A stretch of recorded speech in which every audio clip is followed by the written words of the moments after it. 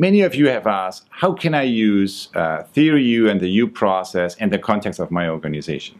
Stakeholder interviews is one of the tools how to do it. And I have found stakeholder interviews very helpful.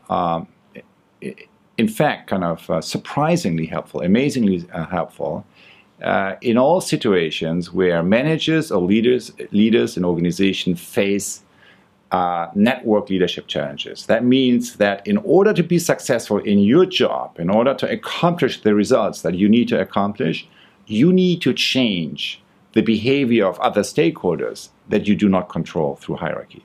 And that applies to many of us these days, kind of in modern, complex organizations.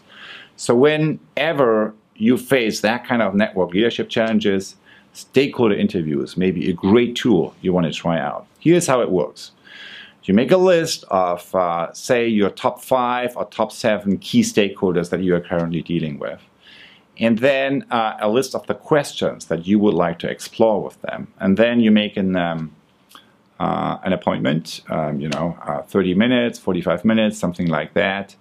And you basically go through the question and listen to their responses. That's basically all. I will give you an example of kind of 4 questions that I have been using in a global company where I am, for a number of years, have been helping newly appointed directors kind of to deal with their global context of multi-key stakeholder relationships, key stakeholders that they need to deal with that are outside of the reach of their own team, of their own kind of organizational boundaries. Number 1.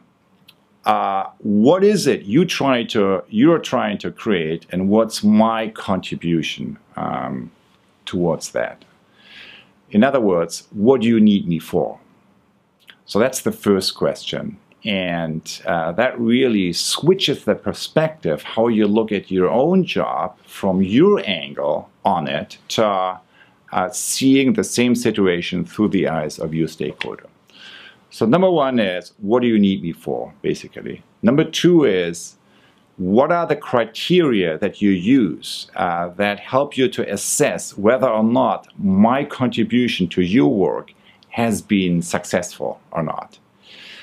And number 3, if I could change 2 areas in my area of responsibility over the next 6 months, which 2 things would create the most benefit for you? So that gives you a whole bunch of new ideas, innovation ideas. And lastly, number 4, particularly if people are moving you into the job, you can ask, what were some of the systemic barriers and issues that may have prevented people earlier in my role to collaborate effectively with you or your predecessors? So that gives you a feeling for the organizational obstacles, for some of the systemic barriers that need to be addressed as you evolve the way of collaborating. What has been surprising to me is, because sometimes people say, well, I already know these responses because with my key stakeholders I have had many of these conversations already. In fact, most people say that, and then you insist and you say, no, just do it, kind of just and then the same people come back and tell you, I cannot believe how much I learned in this conversation.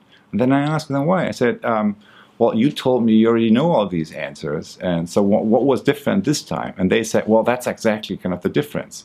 We thought we know, and usually we always feel that we have to come across as an expert. We have to have the answer.